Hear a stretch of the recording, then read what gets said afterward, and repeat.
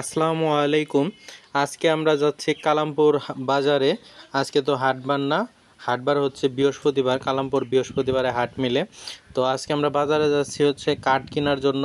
তো আমার একটা শখ জাগছে যে কোয়েল পাখির খামার দিব, সেই উদ্দেশ্যেই খাঁচা তৈরির জন্য কিছু কাঠের প্রয়োজন। তো আমরা প্রথমত কাঠ দিয়ে খাঁচাটা তৈরি করব, এজন্য কিছু কাঠ কিনতে যাচ্ছি এবং কাঠের কত দাম, কি কত নিল, কতটুকু আনলাম, সেই সকল বিষয়ে বলার চেষ্টা করব ভিডিওর মধ্যে।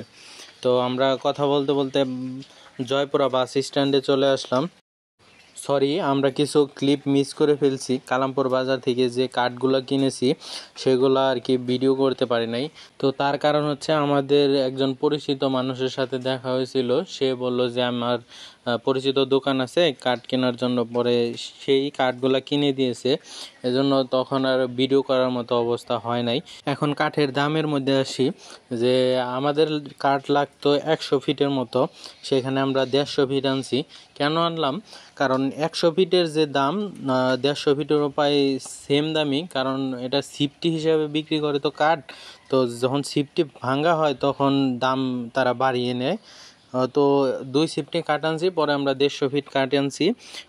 তার দাম পড়ছে হলো 1650 টাকা।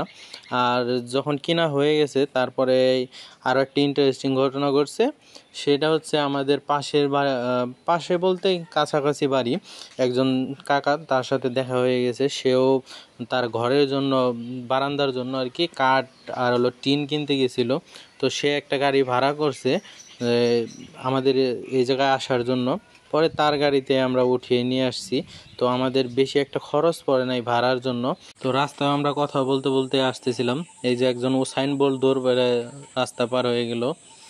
তো কাকার ছোটবেলার কথা বলতেছিল, এই প্রাকৃতিক পরিবেশে একজন প্রাকৃতিক কাজ করতেছে।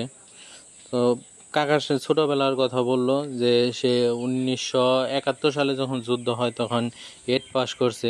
কাকার বয়স মাসাল্লাহ ভালোই হয়েছে, সেই হিসেবে কাকা ভালোই চঞ্চল, নড়াচড়া করতে পারে। তো আজকের ভিডিও এই পর্যন্তই ছিল। আশা করি নেক্সট ভিডিওতে আবার দেখা হবে।